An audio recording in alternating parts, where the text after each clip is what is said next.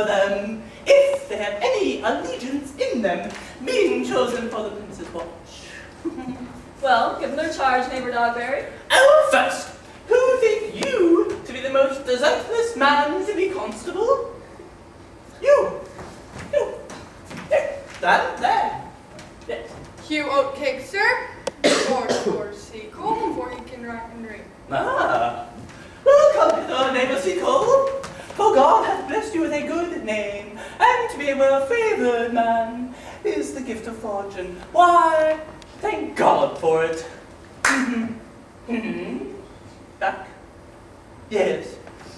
And as for your writing and reading, why, make no boast of that. Yes. He does not stand where he's been, and he is none of the prince's subjects. Yes, and I'm not sure. Are you qualified? Can you read and write? Yes, sir, both which. Oh, yes, I knew it. Well, as for your favor, sir, why, thank God most high. And make no boast of it. And as for your writing and reading, why, let that appear when there is no need of such vanity. You here are thought to be the most senseless and fit man to be constable. Therefore, bear your lantern, this is your charge. You shall comprehend all vagrom men. How if they will not stand? Why then, pay no attention to them, but presently let them go, and call rest of the watch together, and thank God you're rid of a knave.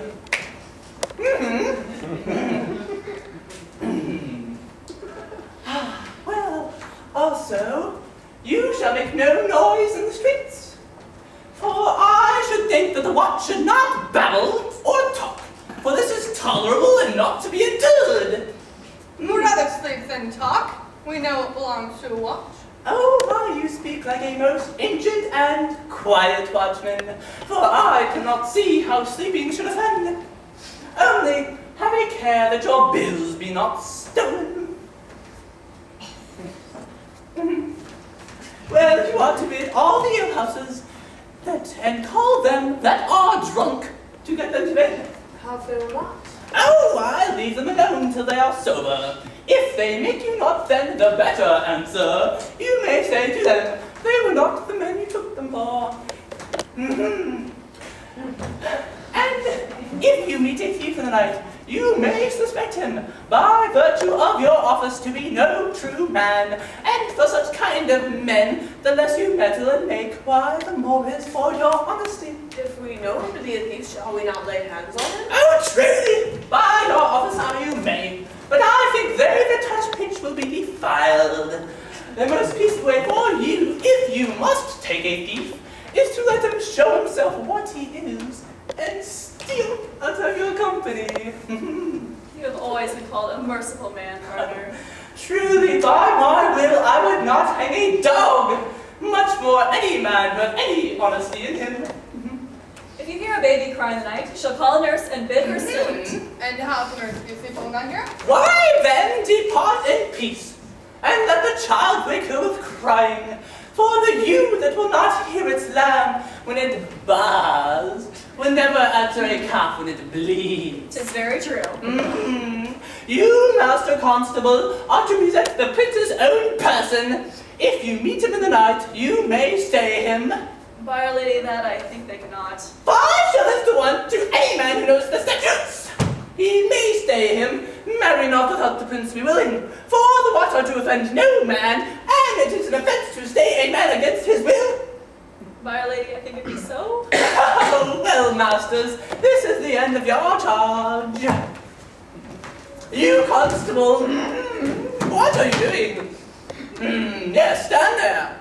Are to present the prince's own person again, and if there be any matters of weight chances, please call up me. If you need to, keep your friend's counsel and your own, and good night. Come, neighbor. Well, masters, we hear our charge. Let us till the church bench till 2, and then all to bed. One word more, honest neighbors. I bid you watch about Leonata's door. For the wedding being tomorrow, there is a great coil tonight.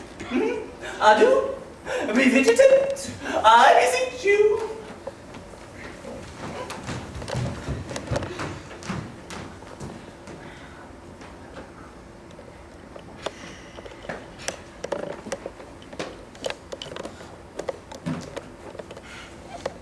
What, Conrad? Peace. Conrad, I say. Here, man, I'm at thy elbow. Master, my elbow itched. I thought there would a scab follow. I will owe thee an answer for that. And now forward with thy tale. Come stand the end of this penthouse for drizzling rain, and I shall, like a true drunkard, after all to thee. Stand close. Therefore now, I have earned of Don John 1,000 ducats. Is it possible any villainy should be so dear? Thou shouldst rather ask if any villainy should be so rich. For when rich villains are in need of poor ones, the poor may make the price of the wealth. I wonder at it. That shows thou art unconfirmed. You'll notice that the fashion of a doublet, or a cloak, or a hat is nothing to a man. Yea, it is apparel. I mean the fashion. Yes, the fashion is the fashion. I may as well say the fool's the fool. But seest thou not what a deformed thief this fashion is? I know that deformed. I've been a volatile in this 7 years. He goes up and down like a jargon. I remember his name. Dost thou not hear somebody? No, 'twas the vein on the house. Seest thou not, I say, what a deformed thief this fashion is, who giddily turns about all the hot bloods between 14 and 5 and 30, sometimes fashioning them like the pharaoh's soldiers in the Greek painting, sometimes like the god Bel's priests in the old church window, sometimes like the shaven Hercules in the smirched worm-eaten tapestry, where his codpiece seems as massy as his club. All this I see. And I see that the fashion wears out more apparel than the man.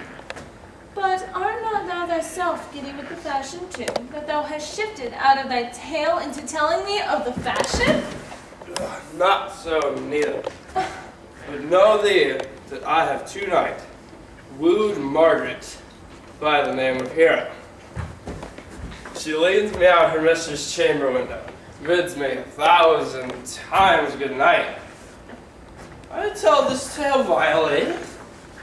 But first I should tell thee how Prince and Claudio and my master, planted and placed, possessed by my master Don John, saw far off in the orchard this amiable encounter. And thought they Margaret was Hero? 2 of them did, the Prince and Claudio.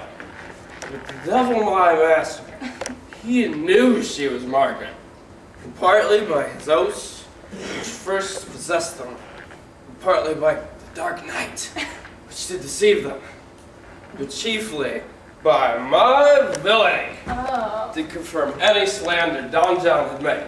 Away went Claudio enraged, swore he would meet her as he was appointed at the temple the next morning, and there, before the whole congregation, shame her with what he saw overnight, and send her home again without a husband. We charge you in the prince's name! Stand! Call up the Night Master Constable. We here have recovered the most dangerous piece of luxury that was ever known in the Commonwealth. And one deformant is one of them. I know him, he wears a lock. Masters! We may bring deformant forth, I warrant you! Masters! Never speak! We charge you, let's obey you to go with us! We shall prove a goodly commodity. Take up with this man's bills. The commodity in question, I warn you. Come, we'll obey you.